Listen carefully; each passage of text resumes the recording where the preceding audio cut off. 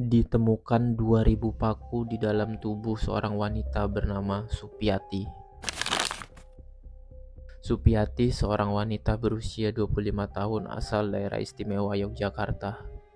Telah berkali-kali melakukan operasi untuk mengangkat paku, jarum, kawat yang ada di dalam tubuhnya sejak pertama kali ditemukan pada tahun 2010 hingga 2012. Kasus ini menjadi janggal karena Dr. Sagiran, seorang dokter spesialis bedah yang bekerja di Rumah Sakit Nur Hidayah Bantul, telah berkali-kali mengoperasi Ibu Supiati ini.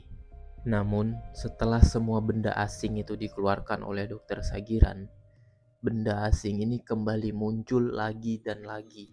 Semua benda paku, jarum, kawat itu kembali lagi ke dalam tubuh Ibu Supiati ini.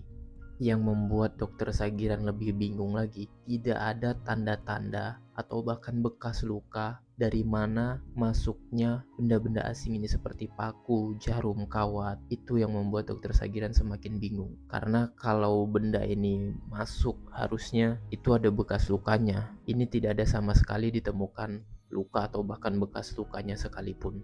Padahal kasus ini sebelumnya telah dilakukan pengangkatan operasi dan kembali lagi muncul, dan tidak ada jejak bagaimana benda ini bisa masuk ke dalam tubuh Ibu Supiati, yang membuat kesan seolah benda-benda tersebut muncul secara goib di dalam tubuh Ibu Supiati. Dokter Sagiran pun tercengang dan kebingungan melihat kasus yang baru pertama kali ia tanganin. Sebelumnya beliau telah melakukan banyak operasi pengangkatan hal-hal seperti ini. Namun ini satu-satunya kasus janggal yang beliau temui. Beliau telah menanyakan beberapa kasus ini kepada teman-temannya sesama dokter. Bahkan beliau telah membaca beberapa buku untuk mencari referensi bagaimana fenomena ini bisa terjadi. Namun Dokter Sagiran mengatakan tidak menemukan jawabannya dimanapun. Dokter Sagiran mengatakan satu-satunya tulisan yang membahas fenomena tersebut ada di dalam sebuah buku yang bernama Al-Quran. Sehingga sejak saat itu Dokter Sagiran yang memiliki pendidikan tinggi, kalian bisa cek bagaimana background pendidikan beliau. Beliau adalah seorang S3